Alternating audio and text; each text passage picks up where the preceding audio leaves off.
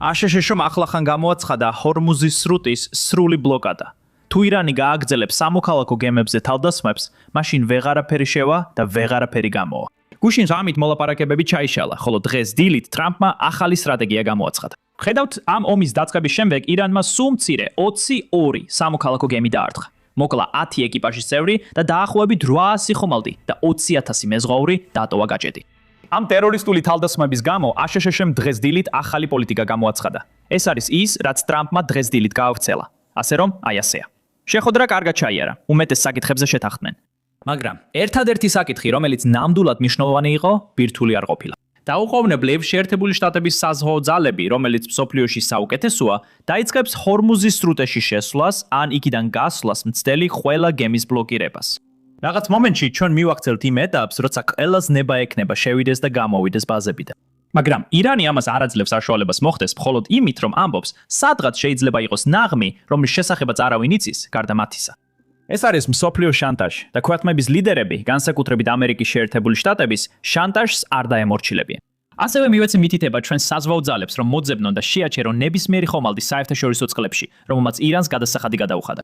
ვერავინ, ვინც უკანონო გადასახადს გადაიხდის, ვერ ისარგებლებს უსაფრთხო გადაადგილებით ღია ზღვაში. ჩვენ ასევე დავიწყებთ ირანის მიერ სრუტეებში დადებული ნაღმების განადგურებას. ნებისმიერი ირანელი, ვინც ჩვენზე ან მშვიდობიან ხომალდებზე გაისვრის, ჯოჯოხეთში აღმოჩნდება. ირანს უკეთესად ვიდრე სხვას ესმის, როგორ დაასრულოს ეს მდგომარეობა, რომელმაც უკვე გაანადგურა მათი ქვეყანა. მათი საზღვაო ძალები აღარ არსებობს, მათი სახაერო ძალები აღარ არსებობს, მათი ანტისახაერო რადარები უსარგებლოა, ხოლო ჰამონი და მათი ლიდერების უმეტესობა გარდაცვლილია. ეს ყველაფერი მათი ბირთვული ამბიციების გამო. ბლოკადა მალე დაიწყება და სხვა ქვეყნები ჩაერთვებიან ამ ბლოკადაში. ირანს არ მიეცემა საშუალება მიიღოს სარგებელი ამ უკანონო გამოძალვისგან. ისინი ფულს ითხოვენ და რაც მთავარია, ბირთვული იარაღი სურთ. გარდა ამისა, შესაბამის მომენტში ჩვენ სრულ მზადყოფნაში ვართ და ჩვენი სამხედრო ძალები დაასრულებენ იმ მცირედს, რაც ირანისგან დარჩა. ეხლა ნება მომეცით ცოტა კონტექსტი მოგცეთ, რადგან ეს თითქოს საპირისპიროა იმასთან, რასაც აშშ-მ ერთი კვირის წინ ცდილობდა. გახსოვდეთ, სულ ცოტა ხმის წინ ჩვენ მოხსენით სანქციების ზღვით გადაზიდულ რუსულ და ირანულ ნავთობზე. ამ ქმედებების მიზანი იყო ბაზარზე მეტი მიწოდების მოტანა, რათა ნავთობის ფასები შემცირებულიყო. ამ გადაწყვეტილების მიღმა აზრი საკმაოდ მარტივი იყო. თუ ნავთობის ფასები დაეცემა, მაშინ ირანის გავლენა სრუტეზე გაქრება. და ეს აძლევს შეერთებულ შტატებს მეტ დროს, რომ გააგრძელოს ომი, მანამ, სანამ არ იქნება მოლაპარაკებული შეთანხმება, რომელიც ამერიკას დააკმაყოფილებს. მაგრამ ხედავთ, ამ სტრატეგიას სერიოზული უარყოფითი მხარეებიც ჰქონდა. და ასეა, ნებისმიერი გადაწყვეტილების შემთხვევაში ყოველთვის არის დადებითი და უარყოფითი მხარეები. ძველი სტრატეგიის უარყოფითი მხარეებიდან ერთ-ერთი იყო ის, რომ ირანს შეეძლო ფული ეშოვა თავისი ნავთობის ექსპორტით და მათი გემები თავისუფლად შედიოდნენ და გამოდიოდნენ სრუტეში. და ამას გარდა რუსეთიც იღებდა ფულს, რასაც ადრე ვერ ახერხებდა ამ ომამდე, რადგან სანქციები ზღვით გადაზიდულ რუსულ ნავთობზე მოიხსნა. მაგრამ რაც კიდევ უფრო ამძიმებდა მდგომარეობას, ამერიკის მოკავშირეები, როგორიცაა საუდის არაბეთი, არაბთა გაერთიანებული საამიროები, ყატარი, ბაჰრეინი, ქუვეითი, საერთოდ ვერ იყენებდნენ სრუტეს. ეს ნიშნავს, რომ ირანი იღებდა ფულს ჰორმუზის სრუტიდან, მაგრამ ამერიკის მოკავშირეები ვერ იღებდნენ, რადგან ირანი ბლოკავდა მათ გემებს. რა თქმა უნდა, ადმინისტრაცია იცნობდა უარყოფით მხარეებს, როცა ამ გადაწყვეტილებას იღებდა. ისინი ძირითადად იმაზედებდნენ ფსონს, რომ სანამ ნავთობი ბაზარზე იყო, მნიშვნელობა არ ჰქონდა ირანიდან მოდიოდა თუ რუსეთიდან, რადგან ეს ამცირებდა ფასებს და აძლევდა შეერთებულ შტატებს მეტ დროს, რომ მოლაპარაკების გზით მიიღწიათ შეთანხმებამდე, როცა ომი დასრულდებოდა. მაგრამ ეხლა, როცა ვიცით, რომ მოლაპარაკებები შედგა და ირანმა თავისი პოზიცია არ შეცვალა, მათ ისევ აქვთ ბირთვული ამბიციები, რომელთა დათმობაც არ სურთ. და სწორედ ამიტომ იცვლება სტრატეგია. ეხლა ირანული გემების თავისუფლად გადაადგილების ნაცვლად აშშ-მ ყველაფერს ბლოკავს. ეს ნიშნავს, რომ სანამ ირანი არ დათანხმდება სხვა ქვეყნებსაც მისცეს ნავთობის გატანის უფლება, ირანული ნავთობიც ვერ დატოვებს ჰორმუზის სრუტეს. ეს იგივე შედეგს იძლევა, რასაც ხალხი ვარაუდობდა, რომ აშშ-მ ცდილობდა კარგის კუნძულის დაკავებით მიეღო. ხედავთ, კარგის კუნძული ის ადგილია, საიდანაც ირანი თავისი ნავთობის ექსპორტის 90%-ს აგზავნის. თუ ამ კუნძულს დაიკავებენ, ირანი თავის ერთადერთ შემოსავლის წყაროს დაკარგავს. ხო და სრუტის ბლოკირება ფაქტობრივად იგივე შედეგს იძლევა ჯარის შეყვანის გარეშე. ეხლა ირანს მარტივი არჩევანი აქვს. ან გახსნას ჰორმუზის სრუტე ყველასთვის, ან თავად დაკარგოს ყველა შემოსავალი. ეხლა რა თქმა უნდა, როგორც უკვე თქვი, ყველა გადაწყვეტილებას აქვს თავისი დადებითი და უარყოფითი მხარეები. ასევე ამ სტრატეგიასაც აქვს თავისი უარყოფითი მხარეები. სანამ ამაზე ვისაუბრებთ, უბრალოდ სწრაფად შეგახსენებთ დააწყაპუნეთ ქვემოთ მოწონებისა და გამოწერის ღილაკებზე. ეს ნამდვილად გვეხმარება ალგორითმში, განსაკუთრებით მაშინ, როცა სიახლეებს ვაშუქებთ, რადგან ზოგჯერ YouTube უბრალოდ არ გაჩვენებს ჩვენს ვიდეოებს. ასე რომ, თუ გამოწერილი გაქვთ, უფრო მაღალი შანსი გაქვთ, რომ ყველა ჩვენი ვიდეო ნახოთ. ეხლა კი მოდით ვისაუბროთ უარყოფით მხარეებზე. ერთ-ერთი ყველაზე დიდი უარყოფითი მხარე, რა თქმა უნდა, ის არის, რომ ფასმა შეიძლება ერთ ღამეში დრამატულად დაიწიოს. ახლა კი აშშ-ში იმედოვნებს, რომ ეს სხვა ქვეყნებს დაანახვებს, რას აკეთებს რეალურად ირანი. ისინი ცდილობენ ფაქტობრივად შანტაჟი გაუკეთონ მთელ მსოფლიოს, თითოეულ მოქალაქეს, რომელიც ნავთობზეა დამოკიდებული. ირანს უნდა რომ ფასები გაიზარდოს, რადგან იცის, რომ ეს ერთადერთი ბერკეტია, რაც მათ აქვთ. და თუ ფასები მკვეთრად გაიზრდება, მაშინ მეტი ქვეყანა უფრო მეტად იქნება მზად ჩაერთოს ჰორმუზის სრუტეში და უზრუნველყოს, რომ საერთაშორისო სამართალი ფაქტობრივად აღდგეს. მაგრამ ამასთან ერთად კიდევ ერთი უფრო დიდი კითხვაც არსებობს. და ეს კითხვა ასეთია. მზად არის თუ არა შეერთებული შტატები შეაჩეროს ჩინეთის ტანკერი, რომელიც ირანიდან ნავთობს იღებს და ცდილობს ჰორმუზის სრუტეში შესვლას ან იქიდან გამოსვლას. რადგან ასეთი ქმედება შეიძლება საერთაშორისო პრობლემა შექმნას, რომელიც ბევრად უფრო დიდი იქნება, ვიდრე ირანთან ომი. ეხლა ჩინეთს თავისი პრობლემები აქვს, მაგრამ ის მაინც ძალიან ძლიერი ქვეყანაა. ის ბევრად უფრო ძლიერია ვიდრე ირანი და მე ეჭვება, რომ აშშ-ს სურს ესკალაცია ამ მიმართულებით. მაგრამ შეიძლება სწორედ ეს იყოს მიზანი. ხედავთ, ჩინეთი ირანის მჭიდრო მოკავშირეა. თუ ჩინეთი ნავთობს ვეღარ მიიღებს, მაშინ შეიძლება თვითონ ჩინეთმაც დაიწყოს ირანზე მეტი ზეწოლა, რომ მან ბირთვული იარაღი დათმოს და მოლაპარაკებით მიღებულ შეთანხმებას დათანხმდეს. და გამოიცანით რა. ზუსტად დღეს დილით პრეზიდენტმა ტრამპმა დაადასტურა, რომ სხვა ქვეყნებიც ახლა თანამშრომლობენ შეერთებულ შტატებთან, რათა ჰორმუზის სრუტე ირანის მიერ ჩატრილი საზღვაო ნაღმებისგან გაასუფთავონ. ამ ქვეყნებიდან ერთ-ერთი, რომელიც თავად პრეზიდენტმა ტრამპმა დაასახელა, არის დიდი ბრიტანეთი. მოусმინეთ. ჩვენ გვყავს უახლესი და ყველაზე თანამედროვე წყალქვეშა ნავსაწინააღმდეგო გემები, მაგრამ ასევე შემოყავს უფრო ტრადიციული ნავსაწინააღმდეგო გემებიც. როგორც ნავიცი, დიდი ბრიტანეთი და კიდევ რამდენიმე ქვეყანა აგზავნის ნავსაწინააღმდეგო გემებს. ბევრი ქვეყანა საერთოდ არ აქვს ნავსაწინააღმდეგო გემი. დაფიქრდით ამაზე. მათ ხავდათ 28 ნაღმდამკრელი. რომელ ქვეყანას აქვს 28 ნაღმდამკრელი, 28 გემი ნაღმების დასატრელად? რომელ ქვეყანას? ისინი მთლიანად განადგურებულები არიან. პირადად არსებობენ. ისინი აღარ არსებობენ.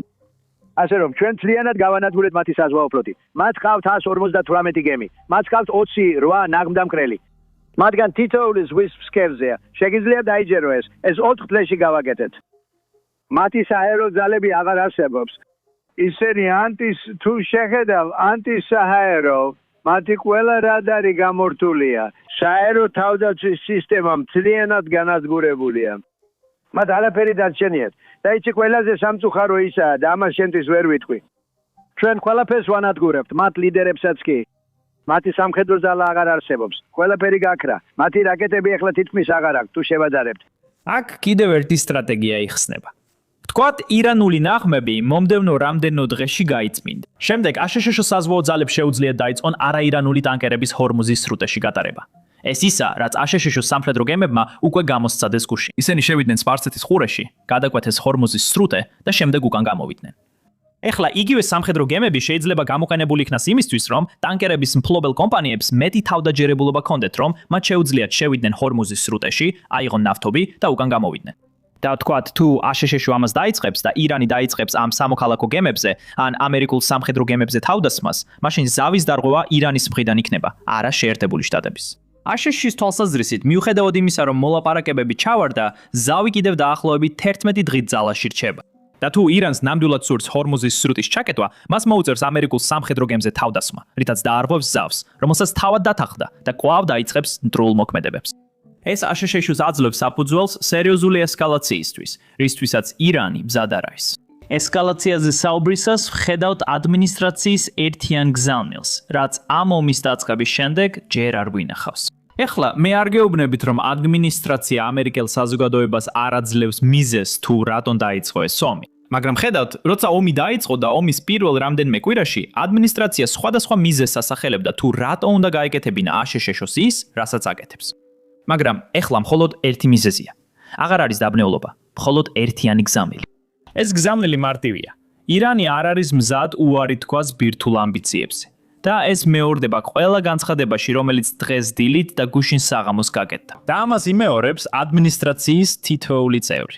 ამგვარი ერთიანი გზავნილი ზრდის შანსს, რომ ამერიკელი საზოგადოების უფრო დიდი პროცენტი დაუჭერს მხარს იმას, რაც შემდეგ მოხდება.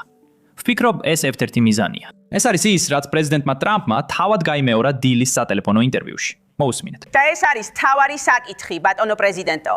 იმ ადამიანებისთვის, ვინც ამას ასე ყურადღებით არ ადევნებდა თვალს, შეგიძლიათ აუხსნათ მათ, რატომ იყო კრიტიკულად მნიშვნელოვანი შეერთებული შტატებისთვის ირანში შესვლა. შეგიძლიათ განმარტოთ, რა იდგა ამ ნაბიჯის უკან, რაც ასე მნიშვნელოვანი იყო აშშ-ისთვის ირანში შესასვლელად.